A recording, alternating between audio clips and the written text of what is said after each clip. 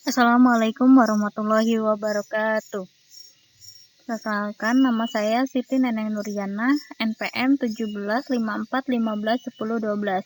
Di sini saya akan mempresentasikan tentang tugas biologi konservasi, yaitu konservasi pada tingkat komunitas. Menetapkan prioritas untuk konservasi. Sebagian ahli konservasi berargumentasi bahwa tidak boleh ada spesies yang punah. Namun, kenyataannya banyak spesies yang terancam punah karena sumber daya yang terlalu terbatas untuk melindungi semua spesies.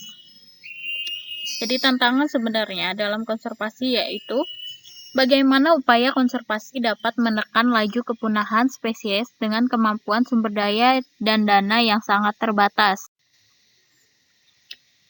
Terdapat 3 pertanyaan yang saling terkait yang perlu dijawab oleh perencana konservasi. Yang pertama yaitu, apa yang perlu dilindungi?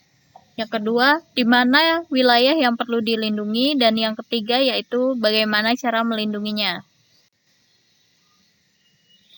Kriteria penetapan prioritas konservasi. Yang pertama yaitu kekhasan. Suatu komunitas hayati diberi prioritas yang lebih tinggi bagi konservasi bila memiliki lebih banyak spesies langka dan endemik. Juga sebaliknya, komunitas yang terdiri atas spesies yang umum serta tersebar luas pada umumnya tidak mendapat prioritas yang tinggi. Spesies yang bernilai tinggi adalah yang secara taksonomi bersifat unik. Contoh spesies yang secara taksonomi bersifat unik yaitu spesies yang bernilai tunggal dalam marga atau sukunya. Dan sebaliknya, bila spesies tersebut merupakan anggota suatu marga dengan banyak spesies, mungkin tidak memperoleh prioritas tinggi.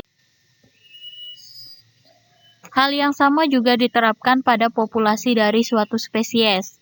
Populasi mendapatkan prioritas yang tinggi apabila memiliki karakteristik genetika yang unik dan khas.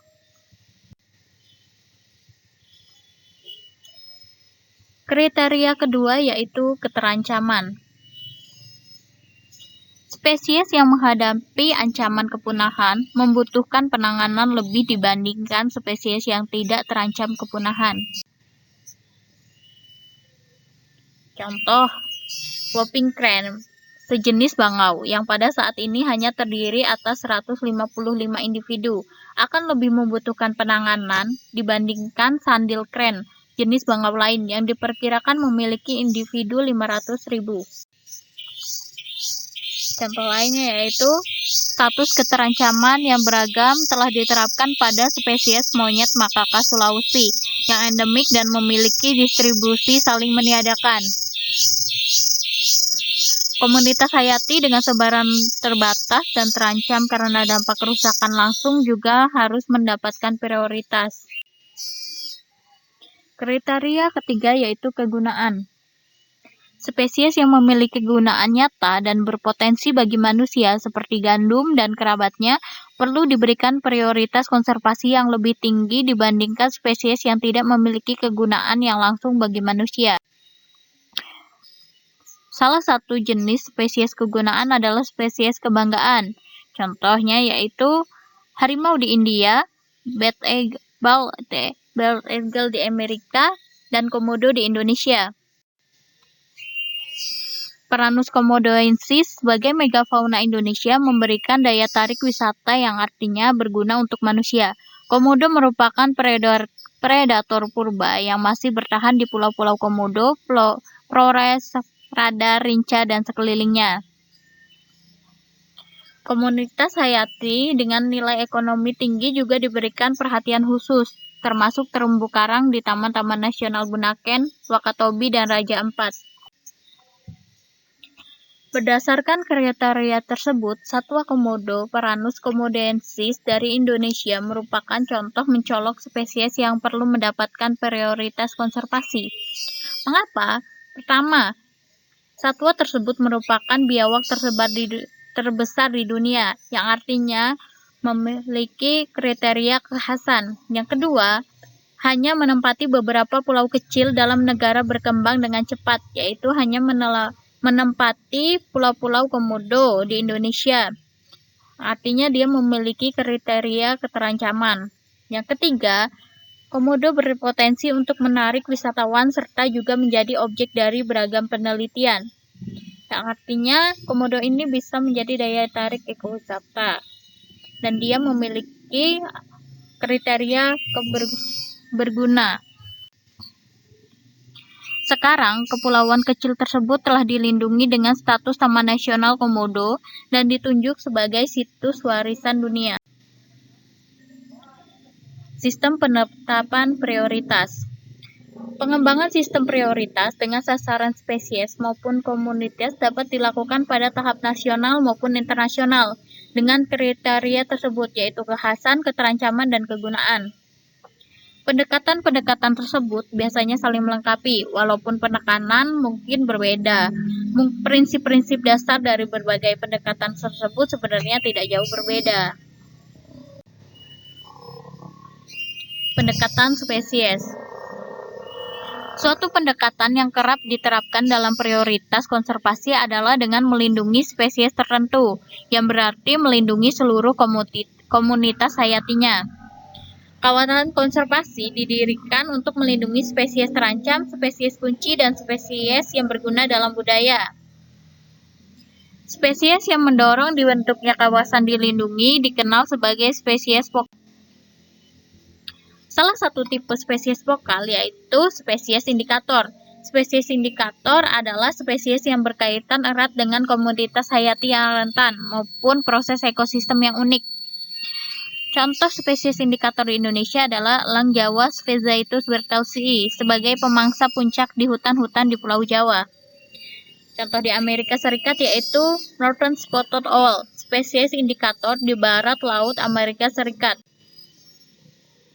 Banyak taman nasional didirikan untuk melindungi spesies kebanggaan yang menarik perhatian maupun mempunyai daya tarik bagi ekowisata. Contohnya yaitu Taman Nasional Jim Corbett India yang dikhususkan untuk melindungi harimau dan gajah Asia. Kemudian ada Sichuan Giant Panda Reservoir di Cina melindungi panda. Dan di Indonesia contohnya ada Taman Nasional Ujung Kulon yang dimaksudkan untuk melindungi badak Jawa. Tujuan pengelolaan kawasan bagi spesies vokal adalah untuk melindungi sebanyak mungkin spesies, komunitas, dan ekosistem dengan sebaran wilayah yang sama. Spesies bendera serta spesies indikator dikenal juga sebagai spesies payung, yang artinya dengan melindungi spesies tersebut, spesies lainnya akan turut terlindungi. Contoh spesies payung yaitu orangutan, harimau, gajah, badak, hiu paus, dan pendekatan spesies dilakukan berdasarkan pedoman rencana penyelamatan yang dirancang oleh pemerintah maupun organisasi non-pemerintah bagi spesies-spesies tertentu yang menginformasikan tentang spesies yang membutuhkan perlindungan. Pedoman penyelamatan juga memberikan informasi mengenai wilayah dengan prioritas konservasi tinggi. Pendekatan ekosistem dan komunitas. Ekosistem memberikan manfaat bagi manusia bagi masyarakat karena berfungsi banyak, termasuk mengendalikan banjir, menyediakan pembangkit energi dan air, makanan untuk hewan ternak, produksi kayu, perburuan dan pemancingan, serta rekreasi. Konservasi ekosistem bertujuan untuk melindungi spesies serta melindungi ekosistem untuk menjalankan fungsinya dan jasa-jasa lingkungan yang terkait. Pusat Keanekaragaman Hayati. Melalui penggunaan pendekatan kelompok indikator keanekaragaman hayati, Plant Conservation Office (IUCN) di Inggris telah berupaya mengidentifikasi dan mendokumentasikan sekitar 25 pusat keanekaragaman hayati tumbuhan dunia, yaitu yang memiliki konsentrasi spesies yang besar. Dengan pendekatan serupa, beberapa organisasi besar di dunia lainnya berupaya menetapkan wilayah-wilayah kunci di dunia yang memiliki keanekaragaman hayati dan tingkat endemisme yang tinggi. Wilayah-wilayah berkeanekaragaman hayati yang tinggi yang mendapatkan ancaman kepunahan spesies dan kerusakan habitat yang besar, maka ditetapkan dengan istilah hotspot.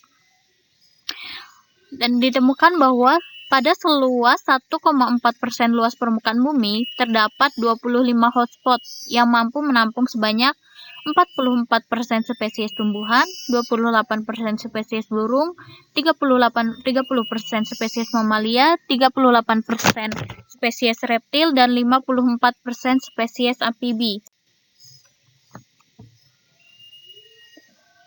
Hotspot juga dihuni oleh spesies dengan sebaran luas, sehingga berada di luar maupun di dalam hotspot. Dengan demikian, hotspot memiliki 2/3 jumlah vertebrata non-ikan di dunia.